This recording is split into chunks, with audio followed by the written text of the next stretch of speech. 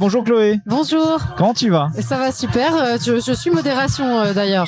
Ah, super. Voilà, on l'a trouvé. Tu vois, je suis à mon premier 10 centilitres de bière alors que je suis là depuis 15h30. Ah oui, quand même. J'ai attendu le coucher du soleil. Mais ça va, elle est pas trop chaude? Non, elle est super.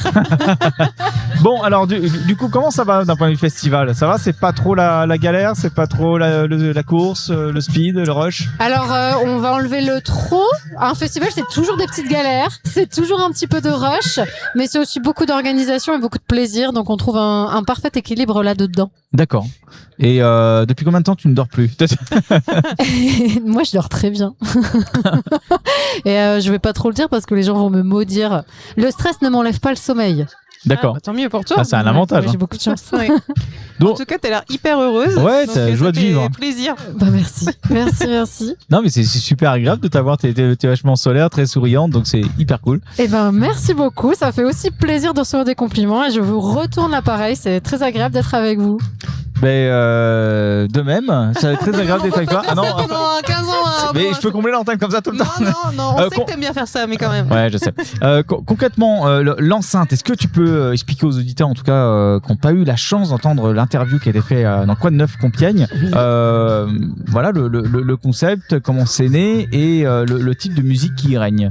Eh ben écoute, moi je suis arrivée dans l'enceinte. Donc l'association c'est l'enceinte et du coup l'enceinte festival porte le nom de l'association. Ouais. Elle existe depuis 2020. Donc en fait ça fait plusieurs années qu'une bande de potes, Pétri-Fontaine, qui habitent clairement ici et aux alentours à un rayon de 10 km, se sont dit bah les gars on va créer une asso et puis dans quelques années on fera un festoche. Ok. Et c'est ce qui s'est passé, hein. Le rêve est devenu réalité l'année dernière avec la naissance de la première édition, qui a nécessité d'abord des efforts de toute l'équipe en faisant des petites guinguettes à 200-300 personnes sur un lieu un petit peu plus loin. Et puis en 2025, l'équipe a grandi et pas mal d'associations se sont ajoutées dans la constellation pour pouvoir faire naître l'événement. Voilà, moi perso, à chaque fois j'aime dire un petit clin d'œil à mon équipe d'avant qui était l'équipe des Verts Solidaires, un festival qui a duré 18 ans dans l'Aisne. C'est hyper original comme nom. Ouais, Je trouve ça sort du lot, c'est marrant. Bah écoute, voilà. Et en fait, quand on a vu le projet, on est venu en tant que bénévole ou même en tant que prestataire pour aider voilà, l'équipe qui avait des vraies valeurs et un vrai projet. Cathy, pas de questions? Non, si j'avais quand même une question parce que tu disais que tu étais photographe aussi, donc c'est ton métier photographe ou pas du tout? C'est juste que t'aimes ça? C'est une passion depuis 18 ans. Ah oui. Ouais. Ah oui, c'est quelque chose qui t'habite quand même depuis un certain moment. Ouais. Exactement. Donc je dirais pas mon vrai métier parce qu'il est tellement loin de la culture. Ouais, t'as le droit en même temps, on a le droit de faire de la culture. Moi je suis cadre de santé. Ah oui, d'accord. Oui, effectivement, mais ça peut servir. Hein. Oh bah, ça sert toujours parce qu'on a ce côté un peu organisationnel et rigoureux qui fait du bien, et dans l'équipe il y a vraiment plein de compétences. D'ailleurs si on a Max qui arrive, c'est qu'il y a peut-être Freezy P and Cole qui arrive. Ah bah magnifique. C'est une possibilité, oui. Et ben oui, il a tendu le pouce, donc s'il tend le pouce, ça veut dire que tout est ok. Voilà, je suis ravie de pouvoir dire aux éditeurs qu'il va y avoir un groupe de musique qui va être interviewé d'ici peu. Exactement. Voilà. Et c'est pas n'importe quel groupe de musique, les amis, parce que la chanteuse a quand même dû passer. Mais c'est hyper intéressant. Et comment cette idée-là, en fait, a émergé, en fait? Qu'est-ce qui vous a dit tiens les gars, on va faire un festival de reggae, électro, DJ, etc. Ska. Tu parlais de la couleur musicale. En fait, nous, la couleur musicale, on pourrait parler d'un arc-en-ciel. En fait, il n'y a pas d'identité de genre. En fait, c'est très éclectique. Il y a un petit peu de tout. La coloration cette année, c'est vrai qu'elle est un petit peu rock électro. Ouais, elle est un peu centrée là-dessus, ouais. Ouais. C'est un petit peu ce qui relie les univers de différents artistes, mais pour autant, il y a eu un concert de Marina P full reggae. Ok. Il y a énormément de couleurs. Et comment vous trouvez vos artistes?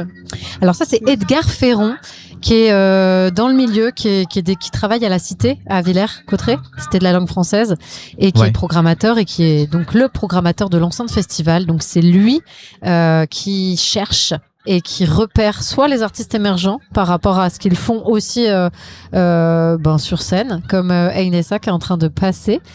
Et voilà, il cherche aussi des artistes un peu plus confirmés. D'accord, ok. Donc c'est lui qui fait tout le taf de ce côté-là. Il fait tout le taf. Alors il est tout seul, oui. Et après, il a toute une équipe qui l'orchestre pour pouvoir faire les feuilles de route, accompagner les artistes. Parce qu'en fait, une fois qu'on programme, après, il faut aussi mettre tout en œuvre pour que l'artiste se sente bien de son arrivée à son départ. Okay. Et du coup, un festival comme celui-ci, alors c'est vrai qu'on a déjà posé la question au Barming Rock à Crève-Cœur-le-Grand, tu vois, mais juste par curiosité, pour une comparaison, en combien de temps en fait ça se programme? Est-ce que c'est une année à l'avance, 2, 6 mois? Comment ça se passe en fait le process en globalité? Alors le process pour la première année, il a été plus long. Je dirais que ça s'est un petit peu étalonné sur 1 an et demi, un tout petit peu plus d'1 an et demi. Mais en fait là, la deuxième édition, elle s'est construite dès la fin de la première édition, c'est-à-dire fin août. Et on est début juillet, donc un tout petit peu moins d'une année pour cette édition. Ok, d'accord. Donc ah oui, ça a été short quand même. Ça a été très short, ambitieux, mais réalisable. En tout cas, pour l'instant, tout se passe bien. Mais oui, on a une équipe qui était assez soudée et qui a résisté aussi dans toute. Je vais parler d'épreuves parce que c'est quand même éprouvant de bien sûr, un festival. Donc oui, ça demande beaucoup d'énergie, de temps, d'organisation en tout point. Et puis bon, je vois qu'il y a des bénévoles. J'ai une tradition chez Happiness, généralement je pique les t-shirts des bénévoles. Donc... Tu veux un petit t-shirt de taille L. En taille L, je note. Mais sinon, je rebondis. Le festival est 100% bénévole, c'est-à-dire qu'il n'y a aucune personne qui n'est payée ici pour réaliser cet événement de ouf. Ah, c'est beau. Et donc là, à l'heure actuelle, il y a combien de membres du staff et de bénévoles? Alors dans le staff, c'est-à-dire nous ce qu'on appelle staff, c'est soit les gens qui ont été là toute l'année pour organiser chaque pôle. Donc là, on est une petite vingtaine. Ouais. Et il y a 2-3 personnes du staff qui se sont ajoutées pour avoir des postes à responsabilité sur le live. Ok. Puisque chaque pôle, pour fonctionner sur un festival, il a un responsable et une équipe. Et après, en bénévole, on est une centaine. Ok, d'accord. Oui, c'est vrai qu'on voit plein de t-shirts là. Oui, ça grenouille. Bleu foncé, bleu clair. Ouais, c'est l'idée, c'est qu'on nous repère et qu'on nous remarque. Ouais. Ah non, mais c'est très bien. Et puis ils tournent. Il y a aussi des comment ils appellent ça? Pas des safe. Alors on a mis en place cette année un petit flocage safe team. Voilà. C'est-à-dire qu'il y a des membres de l'équipe qui ont été formés dans la gestion. Alors secourisme, oui. Oui, un peu. Ouais. On a des gens qui sont formés en secourisme de citoyens, donc lambda. Mais en fait, cette particularité, c'est la gestion des violences sexistes et sexuelles. Ah. C'est-à-dire qu'on a augmenté les compétences de la team. C'est intéressant. En augmentant aussi les formations. Et moi, j'ai eu la chance aussi d'être formée en premier secours en santé mentale. Okay. On a des gens qui sont formés en hygiène. Enfin, on a essayé aussi de développer nos compétences intramuros pour œuvrer pour un meilleur festival encore. Ok. C'est chouette justement. Puis tout le monde se sent du coup plus en sécurité aussi. C'est l'idée. Voilà. C'est très bien. C'est ce que je disais tout à l'heure en direct. T'étais pas forcément là, Chloé, mais je le disais effectivement qu'on se sentait bien ici. C'était un moment d'apaisement, de légèreté, comme au Barming Rock d'ailleurs, parce que les organisateurs aussi font ça d'une main de maître et font en sorte que tout se passe bien, tout comme toi que tu le fais à l'heure actuelle avec tes équipes.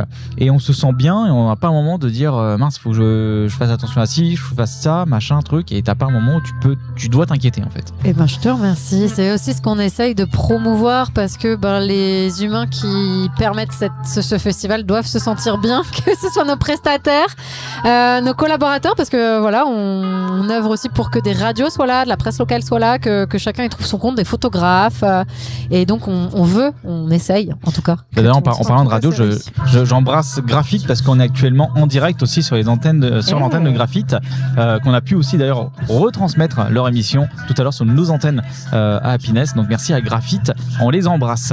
Mais en tout cas, c'est un grand plaisir d'être en tout cas dans ce festival-là. Est-ce que par hasard, Mathis, tu aurais des questions à poser sur l'organisation de ça? Non, toujours pas. D'accord. Toujours pas. Va falloir que tu t'en cherches. Je vois peut-être que tu t'actives, gamin. Non, je rigole. Hein. Mais voilà. Petite question d'un point de vue budget. Oui. On va parler sous dans la popoche. Oui. Ou pas. Sous la popoche qui sort de la popoche. Mais concrètement, combien ça coûte ce type de festival-là? Concrètement, un festival de cette envergure représente environ un budget de 120 000 euros. 120 000 euros. Ouais, tout compris. C'est pas rien. Non, c'est pas rien. L'année dernière, alors je vais m'inscrire. C'est vrai que souvent l'équipe ils m'engueulent, ils me disent mais Chloé, tu fais partie de l'équipe. Bah oui, mais comme je suis arrivée après, en fait, il y avait une trésorerie en fait. Quand moi j'ai rejoint l'équipe en 2025, okay. Ils avaient capitalisé une trésorerie nécessaire à avoir des fonds pour assurer la première édition. Ok. Donc on n'a pas été trop en galère entre guillemets parce que la trésorerie nous a franchement aidé, mais en ce moment les festivals galèrent un petit peu en termes de subventions et d'argent. Ok. Merci Chloé pour en tout cas toutes ces réponses à mes questions. Voilà, merci pour ta sympathie, ton côté solaire et souriant. Justement, il y a Fritzy P and Mr. Cool qui est en train de s'installer tranquillement autour de notre table, de notre studio éphémère d'Happiness, les amis, en studio. Merci à toi. Merci.